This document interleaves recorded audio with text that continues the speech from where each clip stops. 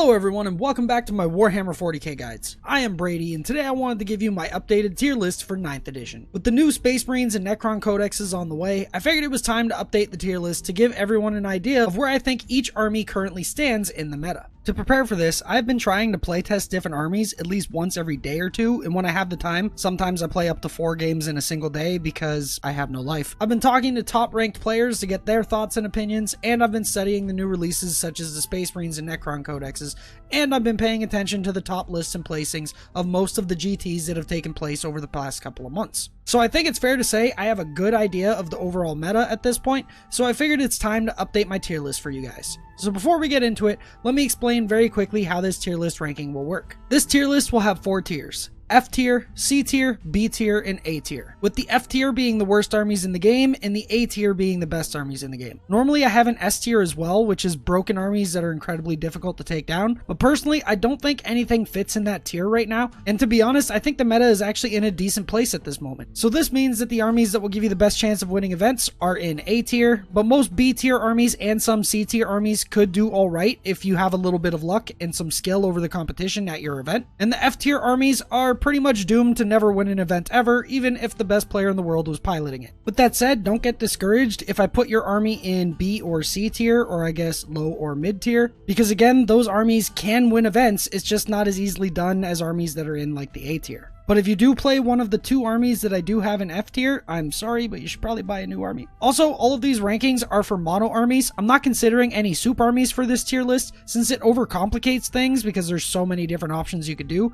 but I will mention which armies I think are better when souped up with another faction. And I think that's pretty much all you need to know to understand how this tier list works. So let's not waste any more time and let's get into the main content of this video. So we're going to go from the bottom to the top, which means we're starting with the F tier. And in the F tier, which stands for press F in chat for these armies because they're pretty much dead, we luckily only have 2 armies, Imperial Knights and Chaos Knights. These armies, when played as mono armies, don't have much going for them other than beefiness and damage, which don't get me wrong, those are definitely good traits to have.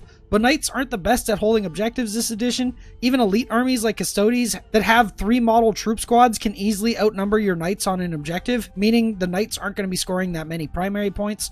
And when playing against hordes or even semi-hordes, it's even worse. Also, Knights don't make use of the obscuring rule, which means that they're pretty much seen at all times when on a table, making it incredibly easy for the opponent to focus fire them down. Meanwhile, the opponent is making use of all the obscuring terrain, so the Knights aren't going to be getting much shooting done, so they have to rely on their melee, but Knights can't go inside buildings, so the opponent can just use the terrain to hide all of their units from the Knights, so the Knights can't accomplish anything that way. Secondary scoring doesn't really help these guys much either. They give away secondaries incredibly easy, and there aren't very many secondaries these guys can easily score for themselves.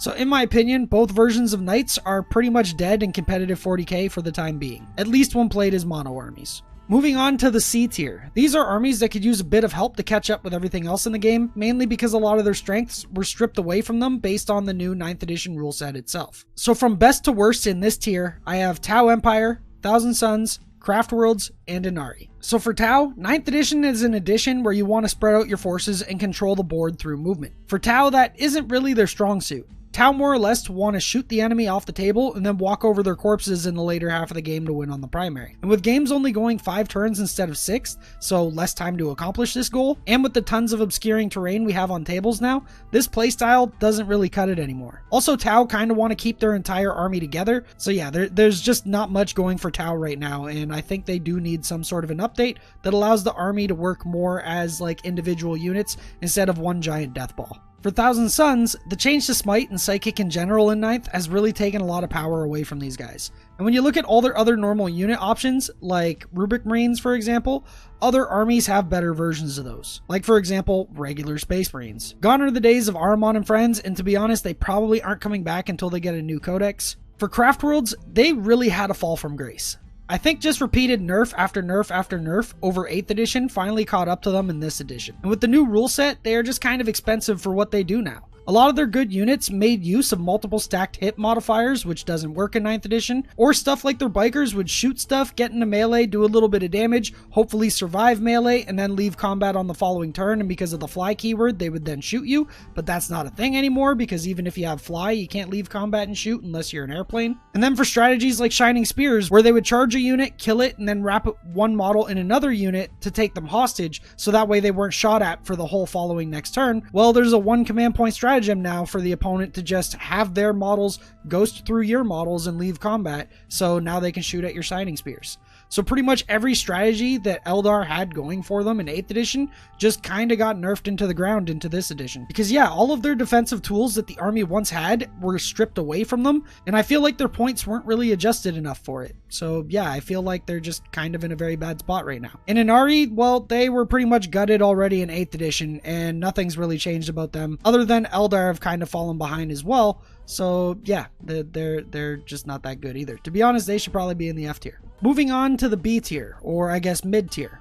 These armies are pretty solid, and the only thing stopping from these armies from being A tier is that the A tier armies either counter these guys or just do what these armies do but better. From best to worst for this tier, I have Harlequins, Ultramarines, Blood Angels, Space Wolves, Death Watch, Imperial Fist, Iron Hands, Orcs, Death Guard, Drukhari, Admech, Chaos Demons, Grey Knights, Raven Guard, Black Templars, Sisters of Battle, Chaos Space Marines, Tyranids, Gene Stealer Cults, and Astra Militarum. For the Blood Angels, Ultras, Space Wolves, Death Watch, basically all of the Space Marines that I put into this tier, they're still very solid armies since, well, they're all Space Marines, and Space Marines have some solid rules and stats. But these Space Marine chapters, they're just not as good as the couple that I have in the A tier, which I think pushes them down into this tier instead of grouping them up in A tier with those other ones. And also for some of these chapters, a lot of their power was stripped away from them recently with the addition of the new Space Marine Codex, like Blood Angels and Space Wolves, since they essentially lost their entire supplement from Psychic Awakening for the most part. But like I said, all of these armies are still very solid and will give you a good chance at winning an event if you're a skilled player. For Harlequins, it's about time that they're high up on this list because for pretty much the entirety of 8th edition, they were the worst Eldari faction. But due to the tricks they got in Psychic Awakening and the fact that we're in an elite meta right now, I think that boosted them up to one of the top armies in B tier in my opinion.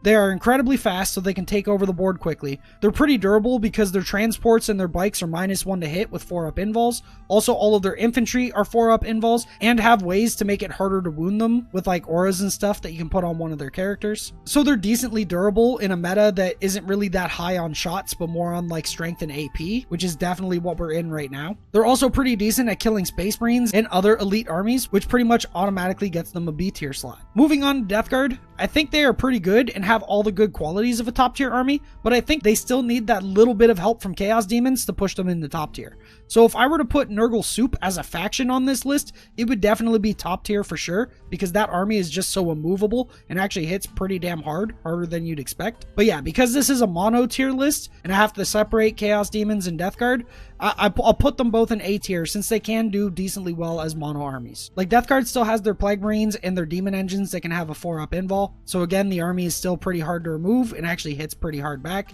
And then for Chaos Demons, they have stuff like their pure Nurgle armies, which are super resilient and able to like just camp objectives pretty hard. Or even like a full Slanesh army, which is like Keeper of Secret spam, which just kind of keeps the opponent in their own corner while like Demonettes and little cheap units camp objectives and stuff. For Orcs, they play a ton of bodies with objectives secured, and they overwhelm the opponent and control the map pretty easily while doing some decent damage. The biggest buff to armies like Orcs and Nids is the fact that games only go to 5 turns now in 9th edition, meaning it's much better for these armies' playstyle of winning the first 3 turns of the game and then kind of falling off, because the first 3 turns of the game is over half the game now. So if you win the primary for those 3 turns and lose the primary for the next 2 turns, you still won the primary. Also, Orcs being able to bring strength and toughness 5 boys makes their horde the most durable horde in the game, so it's kind of like an elite horde, which I do know is an oxymoron, but I mean that's kind of what it is.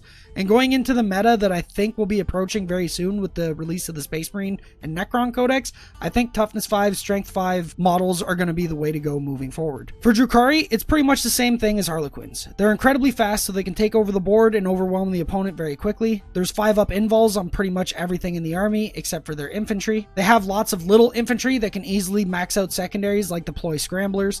a stratagem to cancel out an enemy stratagem, which is still amazingly good and probably the best stratagem in the game, and they have a bunch of weapons that are actually very good at killing Space Marines, stuff like disintegrator cannons and overcharged poison shots. Also, with the way these two armies, Harlequins and Drukhari, just with the way of building them, you don't even have to try too hard. Both of these armies are insanely good at maxing out deploy scramblers and at getting maxed out or very close to max out engage on all fronts, which means going into pretty much every game, both those armies have two secondaries already picked out, and they just have to worry about the third one once they see their opponent's army. So for AdMech actually has a bunch of tools in their arsenal to be able to spam high AP, high damage weapons, which is good in the Space Marine meta and the Elite meta in general. They also have pretty solid units all around, and I think they're a very solid army. I just don't think that they're Space Marine solid. For Grey Knights, they fell off a little bit from my last tier list because I used to have them in top tier, but now they're in mid tier, I guess, or B tier. And I think this is mainly because they lost out on a lot of damage potential due to the smite changes and psychic changes in general. They're still pretty good, I think, which is why I have them in this mid tier,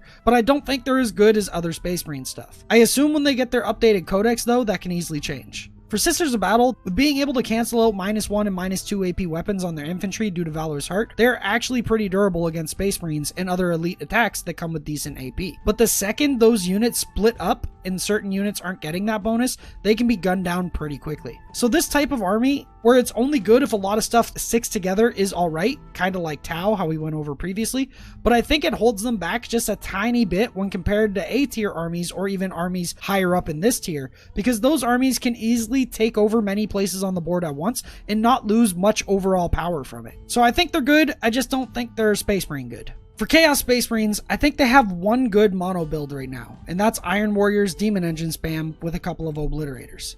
I've been playing this list for a bit now, testing it out to see if I like it, and I actually do like it a lot. But I've noticed against the list that I have higher up in this tier or the A tier armies, this list usually comes up just a little short of winning. But against a good chunk of the armies in B tier and lower, Iron Warrior's Demon Engine spam can just overwhelm the opponent's army with so many big bodies that keeps them in their deployment all game while you control objectives. It's pretty solid from what I've found, but not solid enough to deal with the A tier armies or a couple of the higher up B tier armies. For Tyranids, the only reason they are here is because of that one list that got top 4 at a GT that I made a video on, and it's the list with a million gaunts. That style of list can easily take games off of pretty much everything in B tier, but as soon as they go up against optimized lists from A tier, or even a couple of the top ones from B tier, this army just drops like a rock. So basically the Tyranids have one good trick, but that trick is easily manageable by really good armies. For Genestealer cults, to be honest, I kind of wanted to put them in C tier, but due to recent tournament placing results, I felt like I had to put them in B tier. I feel like they're a slightly better Astra Militarum because they can still do all the infantry tricks while having more tricks on top of it. They have some decent vehicles as well, although vehicles aren't in the greatest place in the meta in my opinion. And Genestealer cult still has access to a stratagem to deny an enemy stratagem, so I mean, that's really good as well. But overall, Genestealer Cult is probably the army I've practiced against the least. So yeah, to be honest, I'm not 100% sure where they should fit in this list, but I think this is a decent spot to put them. And then for the last army that I have in B tier, we have Astra Militarum. I think they lost a little bit of their power due to not being able to use specialist detachments anymore in 9th edition. And I also think that currently, right now, vehicles are in a kind of rough spot in the meta due to like all these eradicators and stuff that are around that can just easily one-shot vehicles. Also, with the smaller board, it's harder to protect those vehicles from getting like tied up and then being forced to shoot at whatever tied them up. And yeah, so really the only thing currently that I think Guard have going for them is like infantry spam, doing like their best Tyranids impression and just kind of swarming the board and hoarding objectives. But like I said with the Tyranids, against some of the top tier armies and even some of the armies higher up in this tier, that really just doesn't cut it because they bring enough shots and attacks to be able to deal with that efficiently. And now for the A tier. These armies are incredibly solid and are the ones that are most likely to win an event, or just see on top tables of events. They easily beat out anything in C tier or lower without even having to think, and they have good matchups against pretty much everything in B tier, which gives them an overall advantage in the meta. So from best to worst, I have Salamanders, Necrons, White Scars, Custodes, and Dark Angels. I think it's pretty safe to say that Salamanders are still the kings right now. They weren't nerfed too hard other than aggressors losing their double shoot ability, but even still, those aggressors with the same stratagem combo can just shit out damage. It's also one of, if not the best, combination chapter of shooting and melee, since they have good stratagems for both, and they are arguably the most durable chapter because they ignore -1 AP from weapons with -1 AP, which means against something like Ultramarines, or even in a mirror match, when the opponent's aggressors go to shoot you in the tactical doctrine, they're still at AP 0 because you ignore -1 AP. So overall, this army has a lot going for it, and personally, I think it's the best army in the game at this moment. For the Necrons, their update was phenomenal. Reanimation got a lot better, and although it's not perfect, it's still kind of like a worse feel no pain, I still think the new version is much better than the previous one, and it gives the army a little bit more staying power. It also forces your opponent to sometimes have bad target priority because they need to try and clean sweep a unit in one go, otherwise you're going to be getting some models back. Also, I actually think quantum shielding is pretty good, maybe not as good as it used to be, but in some aspects I actually think it's better now, since having that 5-up invul on your vehicles now might mean blocking shots altogether, and because you can only be wounded on a roll of 4+, it's like having a permanent transhuman physiology on all of your vehicles. I think that's pretty good. Also, being able to change that 5-up invul to a 4-up invul can bait out some shots from the opponent and make them waste some of their firepower. The C'tans are all super buffed from the previous versions as well. I think we'll be seeing a lot of these in lists coming up, especially the Nightbringer. Being able to ignore invuls and feel no pains is broken in this meta. Also, with the C'tans only being able to take 3 damage a turn and they regain wounds each turn, they're going to be incredibly hard to bring down, especially for some armies that don't bring any psychic or melee. Which, by the way, if you're not bringing psychic or melee in your army, then you should probably think about that going into the upcoming meta. But yeah, getting back to them ignoring invuls and feel no pains, I think in this upcoming meta where most stuff in people's lists are going to have invuls or feel no pains, the Nightbringer is just kind of going to be broken. Also, all of the Necron stuff has objectives secured, and in an addition where controlling objectives wins you the game, that ability is incredibly strong. Especially when it's on their troops to make their troops count as 2 models for every 1 model, meaning 10 of their guys count as 20 when it comes to objectives secured. So this means other than hordes, they're pretty much going to outnumber everybody on objectives. But even against hordes, they can use their million shots to get rid of all those little bodies and then be able to hold those objectives anyways. The army can also come with a ton of shots because of their Tesla, but also come with some really hard-hitting units as well, like the Nightbringer and also Skorpek destroyers. So this army shouldn't have a problem dealing with both horde and elite armies at the same time, which makes them perfect for this meta. So overall, Necrons have a lot of good things going for them, and I can easily say they are definitely a top-tier army right now. Maybe I shouldn't have them placed as the second best army, but I mean, everything in A tier, to be honest, I think can easily be interchangeable for each other. So yeah, take the placings within top tier with a grain of salt. For White Scars, I think in this upcoming meta, they're going to be the next best chapter to play other than Salamanders. Their Assault Doctrine bonus to gain extra damage is going to be very good in a meta that I predict is coming, which is going to be full of Toughness 5, 3-wound Space Marines. So having some Blade Guard vets use the stratagem to count as if they are in the Assault Doctrine, so that way they get -4 AP and a flat 3 damage, that's going to remove some Space Marines or even Custodes. You can also do this with Aggressors in melee as well, since they are a flat 2 damage now on their fists. So White Scars have a decent punch to counter what I believe is going to be the upcoming Space Marine meta, and are essentially what people have believed them to be for a while now, which is the chapter of Space Marines to counter all the other chapters of Space Marines. With Thunderhammers receiving a ton of nerfs, like only being -2 AP now and costing 20 points each, I think White Scars making the use of Aggressors and more importantly Vanguard vets will be much better and more optimal going forward. The army also has some other cool tricks too. They have some really good psychic spells going for them, they have good ways to deliver their units into combat, and they have good buffs for their guys as well, like being able to give them +1 to wound in melee if they're nearby Khosrow Khan. So overall, definitely a top contender in the meta at this time. For Adeptus Custodes, I think they got super buffed with the changes of Storm Shields that just came with the new Space Marine Codex. The arguably most durable army in the game became even more durable with this change. Their basic troops are now going to have a 1-up save and a 3-up invul. And all their melee is at least D3 damage, so with good rolls they can annihilate some Space Marine stuff, and with Hurricane Bolters that they have on like their bikes, they can easily deal with stuff like hordes. So basically the army is super durable, and they have the potential to kill both elite and horde armies. So yeah, I think they fit into this meta perfectly. And then for the Dark Angels, they actually got a couple of cool things in the FAQ that followed the announcement of the Space Marine Codex. They got some good support for both their Bikers and their Terminators, which are Toughness 4, 3-wound models, and they'll have a +1 save and a 4-up invul because of the Storm Shield changes. But they do have a stratagem to boost those Terminators up to Toughness 5, so they'll be Toughness 5 with 3 wounds, a 1+ save, and 4+ invuls. Pretty nutty. Their bikes can make themselves -1 to hit and give themselves a 4-up invul as well, and they have a stratagem to set up their Terminators just outside of 6 inches from enemy units, giving them a great way to get that beefy unit into the enemy lines to cause some havoc. Overall, this army I think fits really well into again, what I've been saying I think is going to be the meta going forward, which are a bunch of Space Marine armies that are spamming toughness 5 3 wound models. And the reason I believe that is because toughness 5 3 wounds is kind of like the sweet spot that you want your infantry to be at, because a lot of weapons in the game and units with their melee attacks are only strength 4, meaning that toughness 5 is just enough to make it so that they only get wounded on 5s. And then the 3 wounds is like perfect because there's a lot of weapons in the game that do 1 and 2 damage, but not that many that actually do 3. And the most prominent one that we've seen in the meta is the Thunderhammer, which was nerfed recently.